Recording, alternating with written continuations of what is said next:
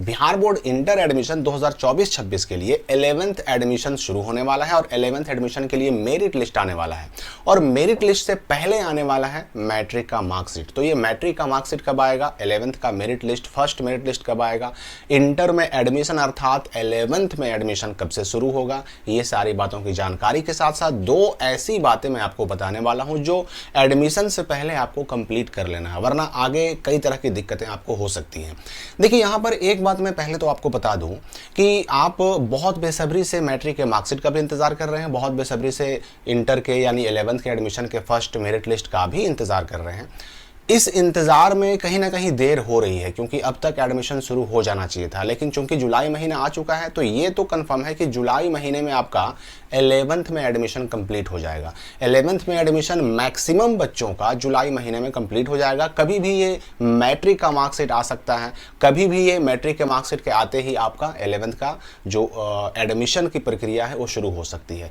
लेकिन इससे पहले दो बातें जो मैंने आपको कहा, पहली बात तो आपको ये करनी है कि देखिए इस साल ई शिक्षा कोष एक पोर्टल बनाया गया है और एक ऐप भी बनाया गया है, ठीक है। उस पर सारे बच्चों की एंट्री हो रही है। चूंकि अभी 11th का एडमिशन नहीं हुआ है इसलिए 11th के बच्चों की एंट्री अभी नहीं हो रही है, लेकिन जैसे ही एडमिशन होगा ना 11th के बच्चों के डिटेल्स की एंट्री भी ई शिक्षा कोष नाम के पोर्टल पर होगी। अब यहाँ पर आप सोचते होंगे कि मैं आपको ये बात क्यों बता रहा हूँ।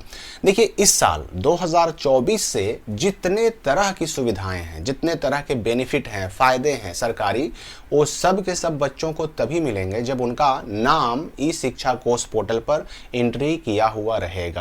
लेकिन अभी जो मैं एंट्री कर रहा था तो मैंने एक चीज ऑब्जर्व किया कि बहुत सारे ऐसे बच्चे हैं जिनका आधार उनके नाम के साथ या उनके स्कूल में उपलब्ध डिटेल के साथ मैच नहीं कर रहा, और इसकी वजह से आधार मैच ना करने की वजह से बहुत सारे बच्चों की एंट्री नहीं हो पाई। चूंकि आपका अभी एडमिशन नहीं हुआ है, आपकी यानी 11th क्लास वालों का अभी एडमिशन नहीं हुआ है, उनकी एंट्री अभी बाकी है। इसलिए पहली सलाह तो मैं आपको यह देने वाला हूं कि आप सबसे पहले यह सुनिश्चित कर लीजिए कि आपका आधार, आपके आधार में जो डेट ऑफ बर्थ है वो, आपके आधार में जो आपका नाम है वो आपके मैट्रिक वाले एडमिट कार्ड से, उसके डिटेल से मैच करता है कि नहीं।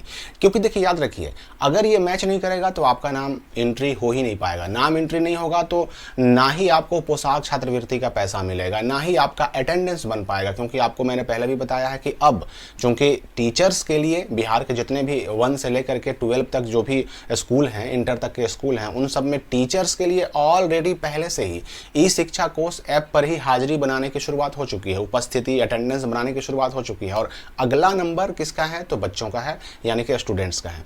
तो जिन बच्चों का एंट्री होगा केवल उन्हीं बच्चों का अटेंडेंस बन पाएगा ई शिक्षा कोष पर, और जिन बच्चों का एंट्री होगा केवल उन्हीं का जो भी सरकारी लाभ मिलता है, चाहे छात्रवृत्ति का पैसा हो, पोशाक का पैसा हो, नैपकिन का पैसा हो, ये सारे पैसे, या फिर 9 वालों को जो साइकिल का पैसा मिलता है, ये सारे पैसे तभी मिल पाएंगे जब उनका नाम इस शिक्षा कोष पे रहेगा।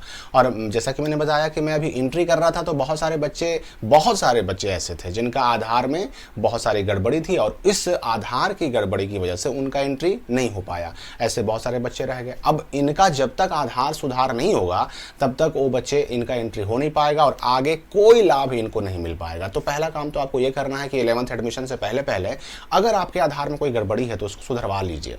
और अगर मान लेते हैं कि फिलहाल आपके पास कोई डॉक्यूमेंट नहीं है तो मैट्रिक का मार्कशीट आते ही तुरंत ये काम कीजिए, क्योंकि मैट्रिक का मार्कशीट एक डॉक्यूमेंट हो गया आपके पास और उस डॉक्यूमेंट के हिसाब से, उस डॉक्यूमेंट के आधार पर अपने आधार कार्ड को आप सुधरवा सकते हैं। तो ये काम कर लेना है। दूसरी चीज कि 11th एडमिशन जुलाई में होना निश्चित है। मैंने आपको कहा कि कभी भी फर्स्ट मेरिट लिस्ट आ सकता है, कभी भी मार्कशीट आ सकता है, और कभी भी पहले आएगा तो मार्कशीट आएगा, मार्कशीट बंटना शुरू होगा, उसके बाद 11th का एडमिशन शुरू होगा।